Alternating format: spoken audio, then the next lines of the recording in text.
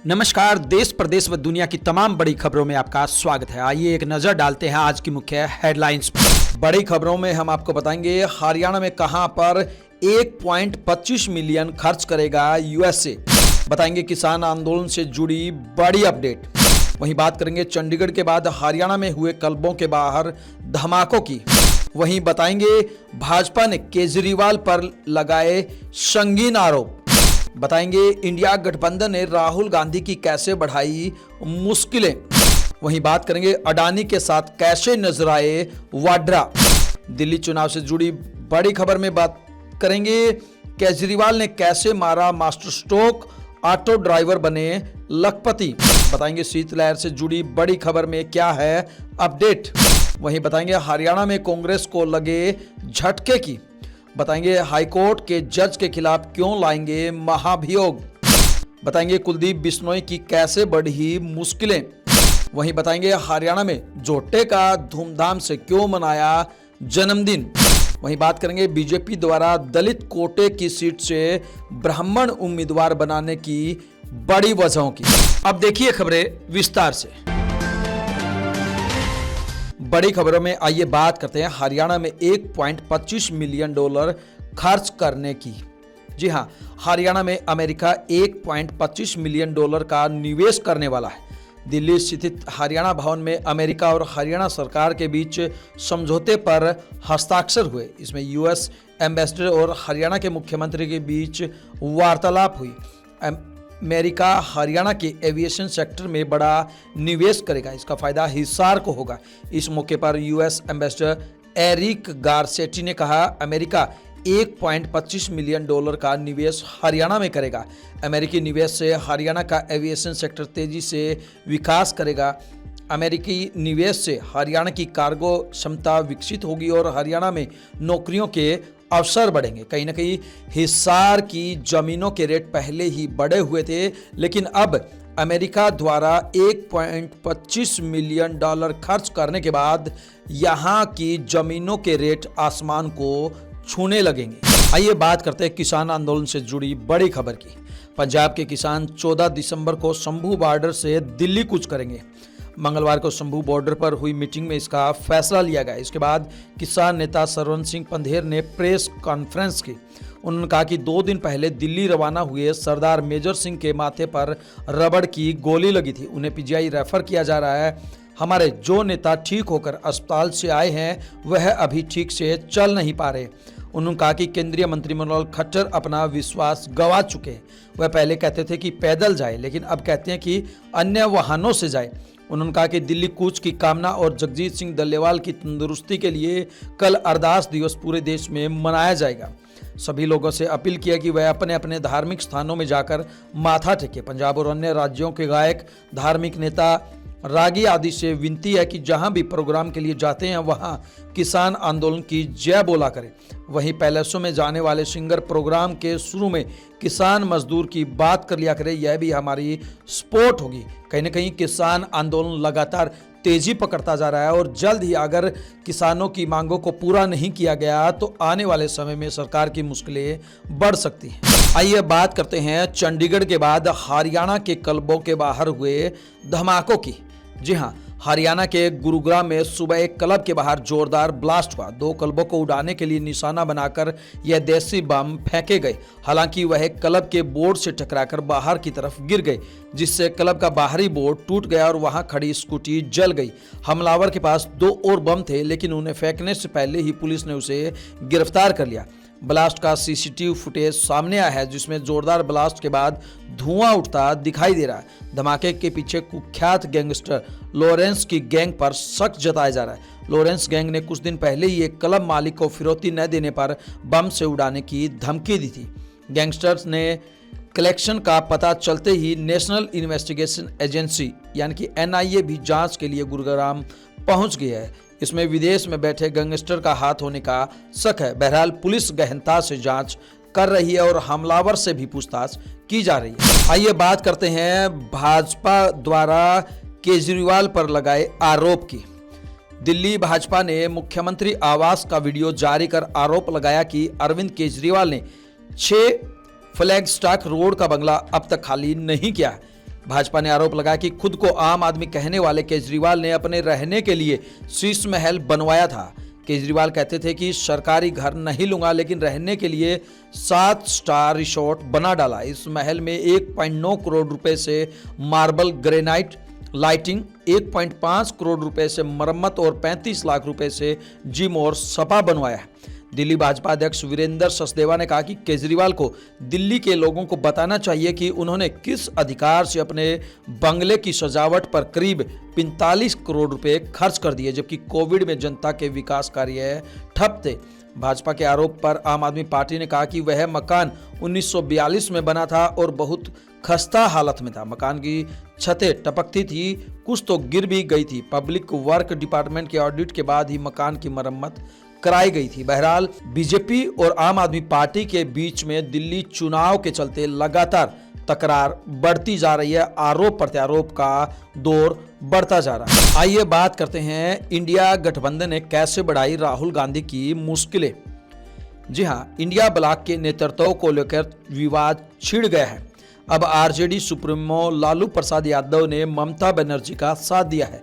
पटना में पत्रकारों से बात करते हुए उन्होंने कहा, पश्चिम बंगाल की मुख्यमंत्री ममता बनर्जी को इंडिया गठबंधन का नेता चुना जाना चाहिए। कांग्रेस के विरोध का कोई मतलब नहीं है, ममता को ही नेता बनाया जाना चाहिए। इससे पहले लालू के बेटे और बिहार के नेता प्रतिपक्ष तेजस्वी यादव भी ममता बनर्जी के नेतृत्व पर सहमति जता चुके हैं। उधर बिहार के कांग्रेस प्रभारी शाहनवाज आलम ने कहा, कांग्रेस पार्टी एक अखिल भारतीय पार्टी है।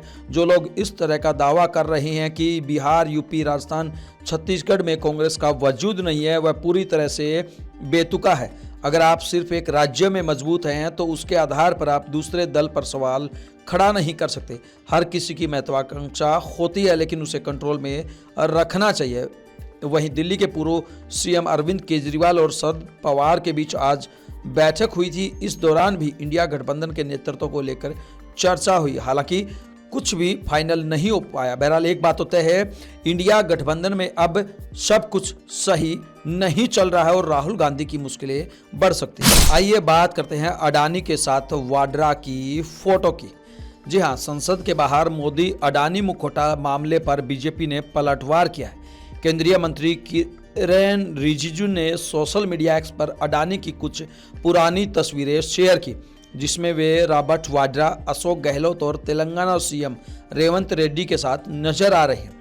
इन तस्वीरों के साथ रिजिजू ने राहुल की 9 दिसंबर को संसद के बाहर की तस्वीर भी शेयर की, जिसमें वे उन कांग्रेस सांसदों के साथ नजर आ रहे हैं जिसमें वे मोदी और अडानी का मुखौटा पहने।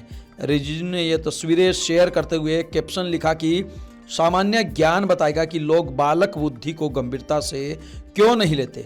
संसद में सोमवार को राहुल गांधी रिपोर्टर के रोल में दिखे थे। विपक्ष के 2 सांसदों ने प्रधानमंत्री नरेंद्र मोदी और गौतम अडानी का मुखौटा लगाया था और राहुल से बातचीत की थी। राहुल ने मोदी अडानी के संबंध, अमित शाह की भूमिका और संसद में चलने पर करीब 8 सवाल उठाए थे, जिसके बाद अब बीजेपी ने पलटवार करते हुए राहुल गांधी और वाड्रा की पोल खोलने की कोशिश की। आइए बात करते हैं, केजरीवाल ने कैसे की दिल्ली में ऑटो ड्राइवरों की बल्ले बल्ले।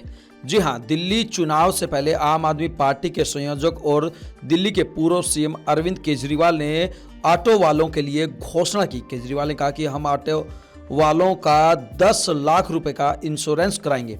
केजरीवाल ने यह भी कहा कि ऑटो ड्राइवरों को बेटी की शादी के लिए 1 लाख रुपए और वर्दी के लिए 5,000 रुपए देंगे। दिल्ली में फरवरी में विधानसभा चुनाव होने हैं। आम आदमी पार्टी उम्मीदवारों की 2 लिस्ट जारी कर 31 नामों की घोषणा कर चुकी है। केजरीवाल ऑटो चालक नवनीत के बुलावे पर उनके घर खाने पर पहुंचे थे।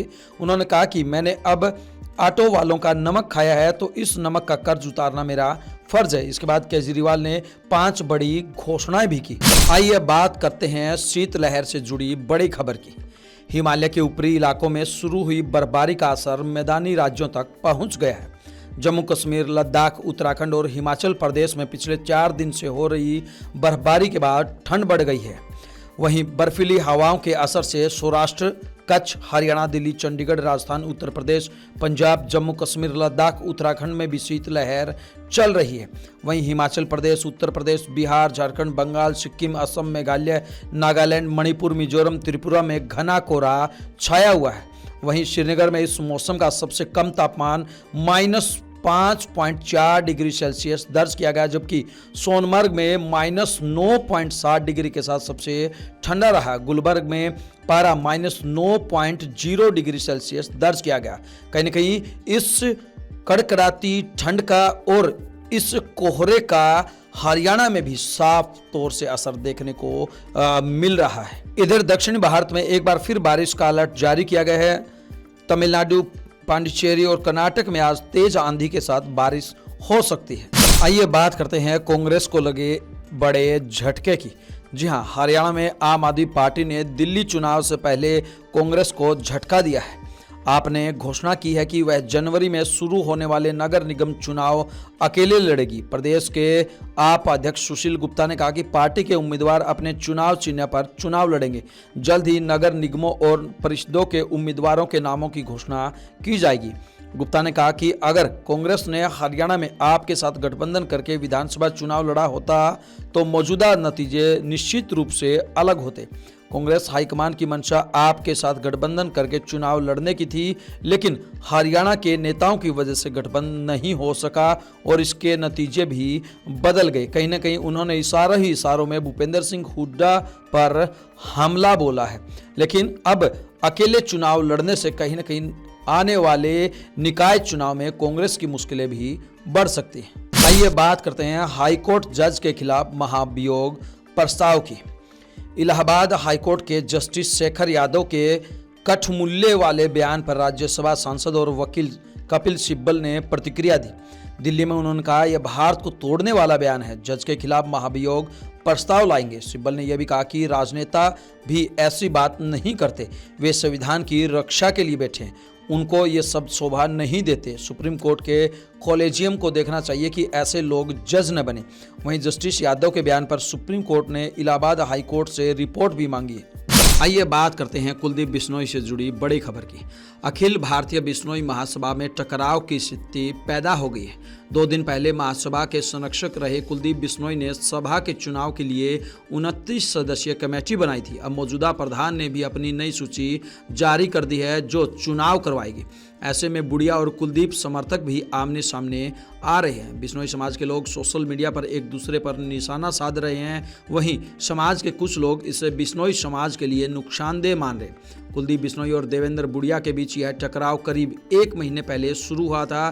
प्रधान देवेंद्र बुढ़िया ने कुलदीप बिश्नोई पर हरियाणा के विधायक रणधीर पनिहार द्वारा उन्हें इस्तीफा देने के लिए मजबूर करने और बंधक बनाने का आरोप लगाया था। इसके बाद जोधपुर में समाज के लोगों के साथ बैठक हुई और मुकाम धाम में बड़ी बैठक बुलाई गई, जिसमें कुलदीप बिश्नोई के खिलाफ फैसले लिए गए। इसी बैठक में कुलदीप बिश्नोई का संरक्षक पद समाप्त करने तथा बिश्नोई रत्न वापस लेने की घोषणा की गई थी। कहीं न कहीं लगातार अब कुलदीप बिश्नोई के लिए बिश्नोई समाज ही मुश्किलें बढ़ाता हुआ नजर आ रहा है। आइए बात करते हैं हरियाणा में जोटे का कैसे बर्थडे सेलिब्रेशन किया। जी हाँ, हरियाणा के हिसार स्थित केंद्रीय भैंस अनुसंधान संस्थान यानी कि CIRB में क्लोन मुर्रा झोटा हिसार गौरव का 10वां जन्मदिन बड़ी धूमधाम से मनाया गया। इस क्लोन झोटे को CIRB ने तैयार किया है। यह डेयरी क्षेत्र में उनके 1 दशक के शोध का प्रतीक है। पिटी बुल 4354 के इस क्लोन हिसार गौरव का जन्म 11 दिसंबर 2015 को हिसार में हुआ था। 1 दशक में इस झोटे हिसार गौरव ने उच्च गुणवत्ता वाले वीर्य की 22,000 डोज का उत्पादन किया है। इन डोज का उपयोग कृत्रिम गर्भाधान के लिए किया गया। हिसार गौरव के सीमन से पैदा हुए 2 झोटों ने अब तक 2 लाख से ज़्यादा कृत्रिम गर्भाधान की डोज उपलब्ध करवाई है। वहीं इसकी झोटियों ने दूध उत्पादन में अच्छी खासी बढ़ोतरी की है। आइए बात करते हैं दलित कोटे की सीट से ब्राह्मण उम्मीदवार बनाने की 3 बड़ी वजहों की। जी हाँ, हरियाणा में खाली हुई राज्यसभा सीट के लिए बीजेपी उम्मीदवार रेखा शर्मा ने नामांकन भर दिया है। इस दौरान उनके साथ सीएम नायब सैनी, भाजपा के प्रदेश अध्यक्ष मोहनलाल बड़ोली भी मौजूद रहे। नॉमिनेशन करने के बाद रेखा शर्मा ने कहा कि पीएम नरेंद्र मोदी का बहुत बहुत आभार है। केंद्रीय नेतृत्व के साथ सीएम नायब सैनी का मैं धन्यवाद करती हूं। महिला सशक्तिकरण की दिशा में काम करूंगी। वहीं पीएम ने महिला सशक्तिकरण के लिए अहम कदम उठाए हैं। नामांकन की आज लास्ट डेट थी। हम आपको बता दें कि कांग्रेस पहले ही नंबर न होने की बात कहकर उम्मीदवार उतारने से इनकार कर चुकी है। भाजपा के पास 90 में से 48 विधायक पार्टी के, इसके अलावा 3 निर्दलीय विधायकों ने भी रेखा को समर्थन दिया है। वहीं 3 जो बड़ी वजह है उनमें रेखा शर्मा पीएम नरेंद्र मोदी की बहुत ज़्यादा करीबी रह चुकी है। वहीं दिल्ली में काम करने का इनका बहुत बड़ा अनुभव है। इसके अलावा नया चेहरा होना भी उनके फेवर में। इन तमाम खबरों को लेकर आपकी क्या कुछ प्रतिक्रिया है, आप हमें कमेंट बॉक्स के माध्यम से जरूर बताएं। ब्यूरो रिपोर्ट, बिंदास रहना।